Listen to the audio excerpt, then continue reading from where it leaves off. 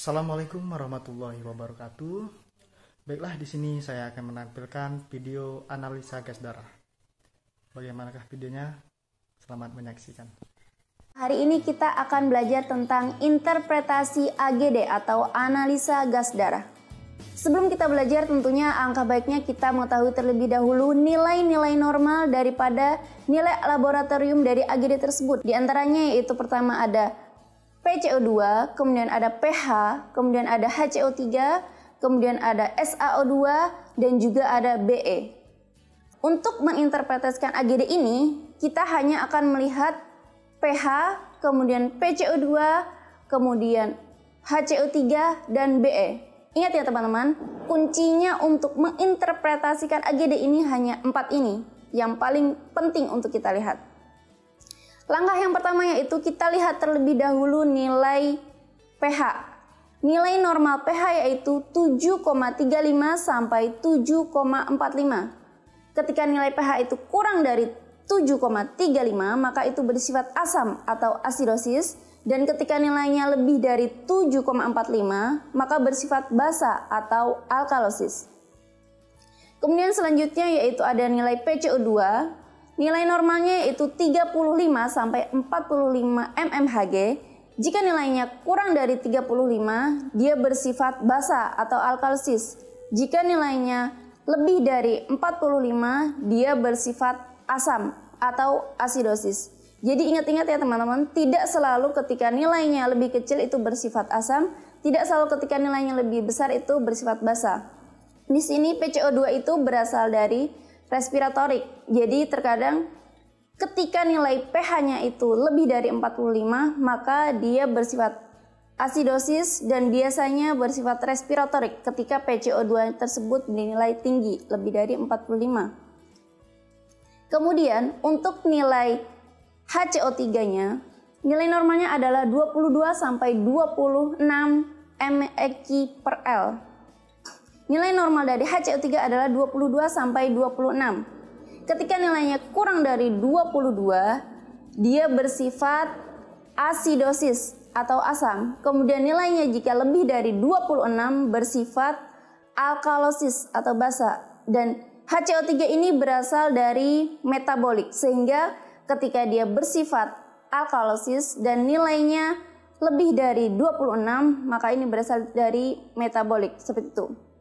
Jadi kalau nilai tinggi dari PCO2 itu bersifat asidosis dan biasanya dari respiratorik, kemudian HCO3 ini ketika nilainya lebih dari 26 itu bersifat alkalosis dan berasal dari metabolik, seperti itu.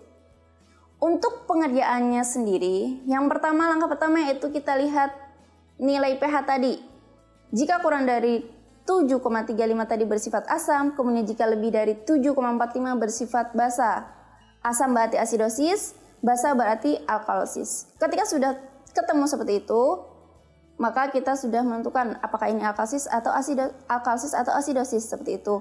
Kemudian jika nilai pH-nya normal, maka kita bisa melihat dari Be-nya. Ketika dia bernilai negatif, maka dia bersifat asam atau asidosis. Jika nilai Be-nya itu positif, maka bersifat alkalosis atau basa. Langkah selanjutnya itu kita bisa melihat dari faktor penyebab apa sih yang menyebabkan dia itu alkalosis atau asidosis. Kita bisa melihat dari nilai PCO2 atau HCO3-nya. Jika nilai PCO2-nya itu lebih tinggi, maka dia berasal dari respiratorik. Jika nilai HCO3-nya itu lebih tinggi, maka dia berasal dari metabolik. Oke, sampai sini. Kemudian selanjutnya yaitu kita melihat apakah ini nanti terkompensasi sebagian atau terkompensasi penuh. Itu kita bisa melihat dari sisi yang lain atau faktor yang dapat menyeimbangkan apakah itu asam atau basa tersebut. Oke, untuk lebih mudahnya kita akan melihat dari contoh soal berikut ini. Baik, selanjutnya yaitu kita latihan soal. Soal pertama yaitu ada nilai pH 7,6, nilai PCO2-nya 40 mmHg, nilai PO2 80 mmHg, HCO3 37 dan Be plus 13. Maka di sini kita seperti tadi langkah pertama itu lihat pH-nya. pH-nya 7,6 berarti dia bernilai lebih dari 7,45 maka bersifat basa atau alkalisis. Kemudian selanjutnya itu kita bisa melihat dari PCO2 atau HCO3 mana yang menyebabkan faktor ini menyebabkan alkalisis atau basa. PCO2 kah atau HCO3? Kita melihat dari nilai PCO2-nya yaitu 40 mmHg.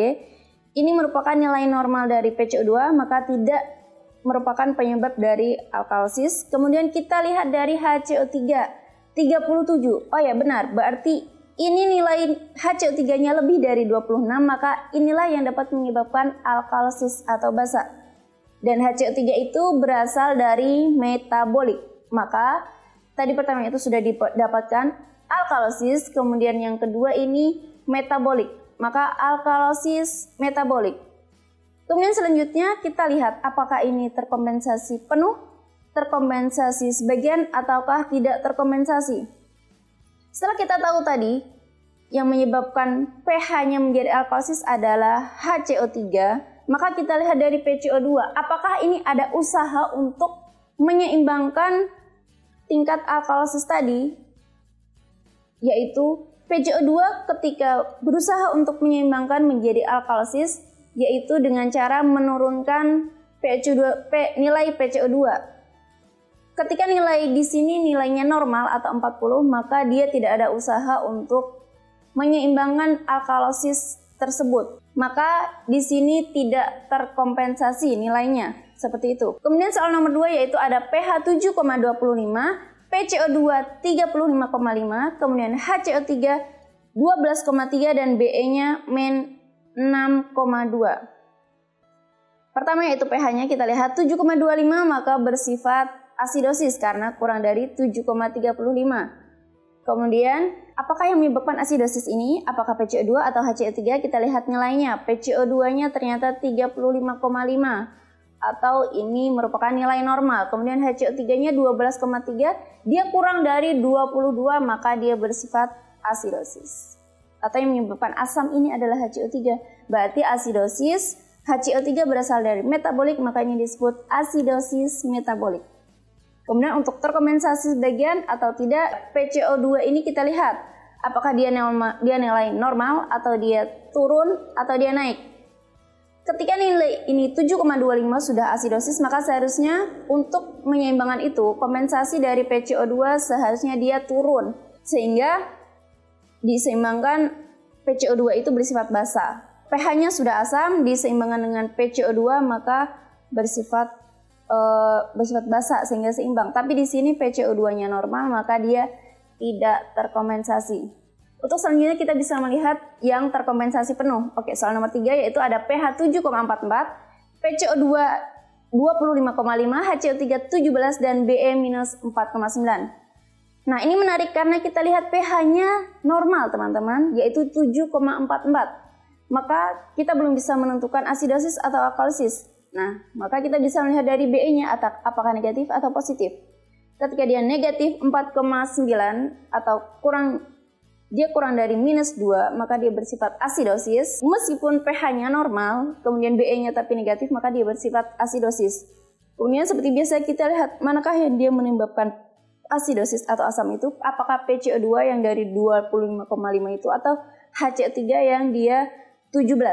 Nah, di sini PCO2 dia turun, maka seharusnya ini bersifat basa, maka ini tidak tepat. Kemudian HCO3-nya 17, berarti dia kurang dari 22 atau bersifat asidosis. Maka HCO3 lah yang menyebabkan dia bersifat asam, maka dia berasal dari metabolik, maka asidosis metabolik seperti itu. Kemudian, nah dari sini kita melihat ketika dia pH-nya sudah asam, diseimbangkan oleh PCO2. PCO2 nilai normalnya 35 sampai 45, di sini 25,5 berarti turun. Ketika PCO2 itu turun, maka dia bersifat basa. Jadi yang tadi pH-nya dia asam, kemudian dia PCO2-nya ini basa, maka ada namanya usaha kompensasi dari PCO2 tersebut, sehingga ini terkompensasi penuh. Kenapa terkompensasi penuh? Karena nilai pH-nya itu normal. Ketika ada usaha dari PCO2 untuk turun nilainya sehingga dia bersifat basa, akan tapi pH-nya itu tidak normal, maka ini bersifat terkompensasi sebagian. Sehingga ketika ini dalam soal ini nilainya 7,44, dia nilainya normal, maka ini disebut terkompensasi penuh. Sekian video hari ini. Baiklah, itu tadi persembahan video dari saya. Kurang dan lebihnya saya mohon maaf. Assalamualaikum warahmatullahi wabarakatuh.